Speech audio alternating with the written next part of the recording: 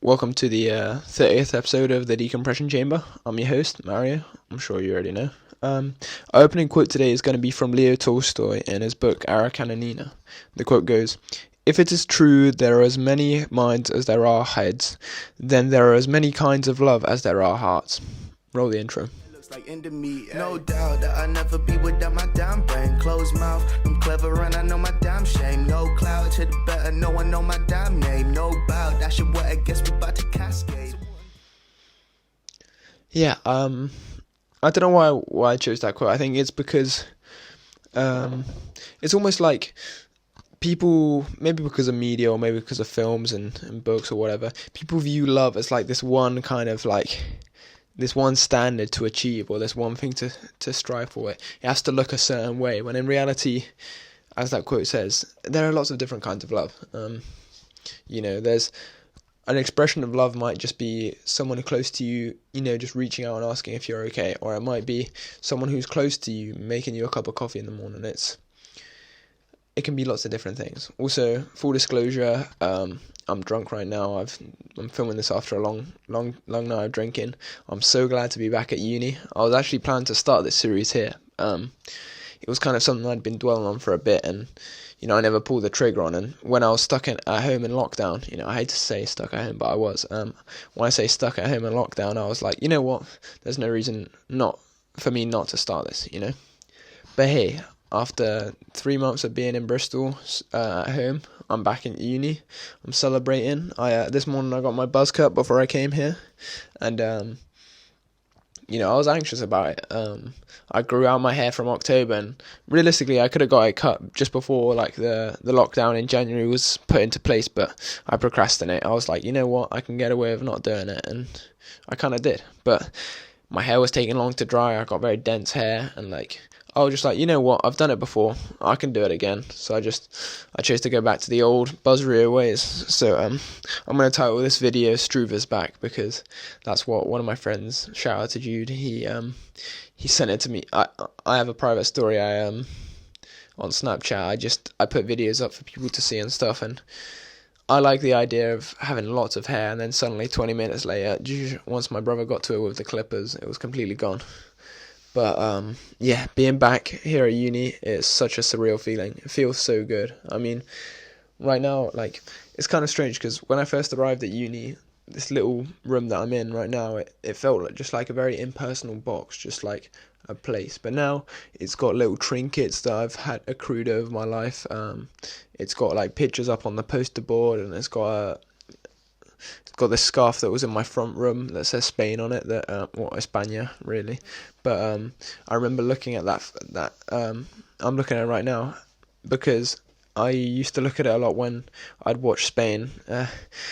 I mean, everybody who's watching this will probably know this already, but between the years of 2008 and 2012, Spain went through an era of international football that was completely unmatched.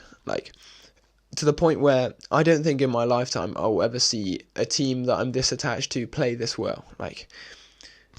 Spain won the Euros in 2008 in football. They won the World Cup in 2010, 2 years later, and then the Euros they won again right after.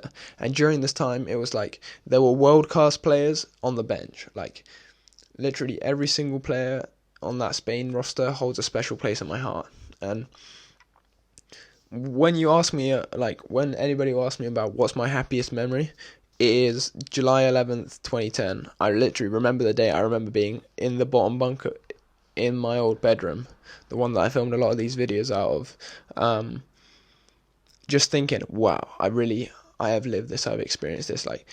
Pretty much, it wasn't to that very day, it was maybe a day before, but my Spanish family, they came over to visit, and it just coincided with they bought the tickets way before Spain ever got in the final, and it just so happened that we watched the final with them together. And it's not very often where sport can transcend every single part of my life, but I recall at the time it literally felt like the most important thing in the entire universe. And sometimes if I'm in a down state of mind, or if I'm just not feeling too hot, I'll go back. You can literally find it online, and I'll watch the entire game back, and I'll think, at that time we fucking crushed it.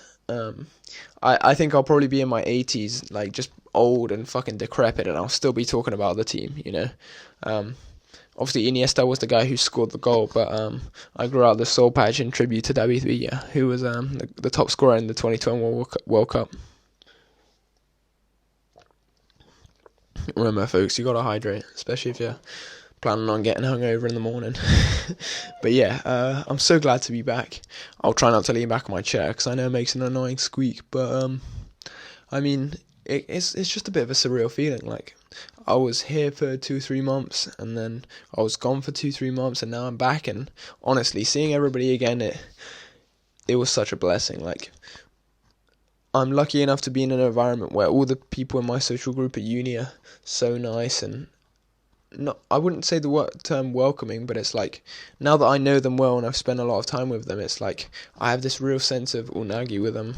I'm using a term from a fucking Friends episode, but like, I feel so comfortable around them, and we enjoy time together, and it's like all of us have expressed the same excitement to be back now, and it's like, I recall my first journey to Salisbury before I knew anybody here, before I knew what the course was going to be like. I was very anxious. I was like, I don't know how this can shake out, this kind of make or break in a way. And now I'm just like, I have such a feeling of belonging here, of like, these are the people that I want to spend time with, and this is the environment I want to be in. And, there's not many people who get the same opportunity, and I'm so grateful for it. I call this channel More or Less Grateful, and right now I'm definitely feeling more grateful, definitely. And I'm grateful for all of those of you who might be watching this. I'm recording this at like fucking 3 a.m, but the reality is I'm at that stage of drunk that I've surpassed the tiredness, I've surpassed all of those things, and I'm still chugging, baby. Still productive. Oh man, so funny how I can just talk into the camera and act like I'm thinking like I'm productive, when in reality I'm just staving off the inevitable reality of sleep. I mean, at 10:10 tomorrow morning, I got to go into the office at this building and do my test, but it's a minor. Also, I'm sorry if the flashing colours in the background distracts you, but I don't really care. Like, suck my chode. It's been a catchphrase of mine recently, but it's like, I hate the fucking yellow flickering overhead light, and I really like the slowly changing coloured LEDs. Sorry, that was a bit of a mouthful, but yeah. I mean, I just kind of, it's not even necessarily that it's in my own space particularly. It's like, I associate this space so much with uni life, And I said this to my dad in the car ride over here, but I think without COVID, I wouldn't have fully appreciated how lucky I am to live this life, There's so much that I have to be grateful for, and I think it took the entire world to stand still for me to kind of look around and realise, like, oh wow, I'm so lucky. Because I don't think it was until then that I really fully took it in. And I mean, there's literally layers upon layers of gratitude that I can share. Like, I'm grateful for the support and love of my family. Those of you who are watching, I love you very much.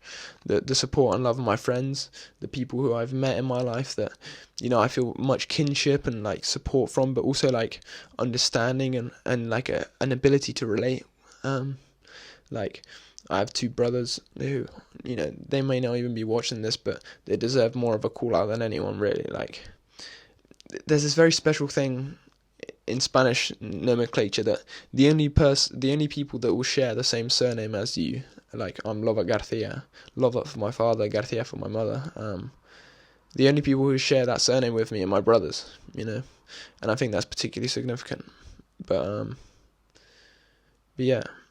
So I'm grateful for the 2 brothers that I have. I'm grateful for, the stability and security that I have in my life. I'm grateful for, the privilege and the kind of benefits of the position that I've grown up in.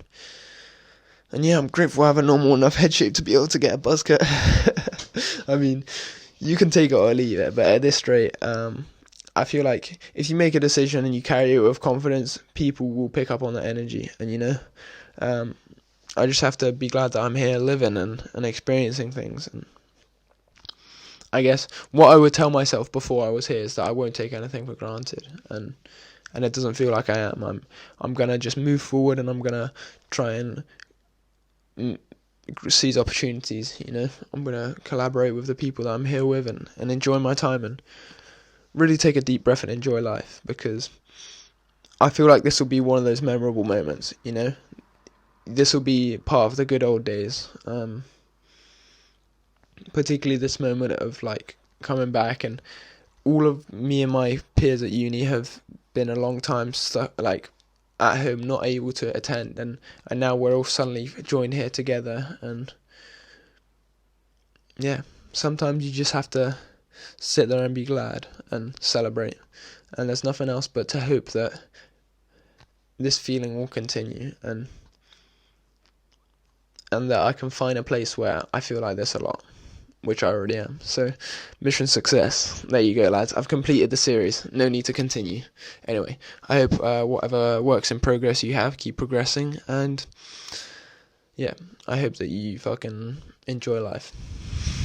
Cap on for the shade. I don't wanna give myself no option, so I drop the visor just to wake up. Ain't no tripping over pay stubs. Ain't no tripping on the vague stuff. All the things that I can make up. I'm a thinker, not a maker. Wait.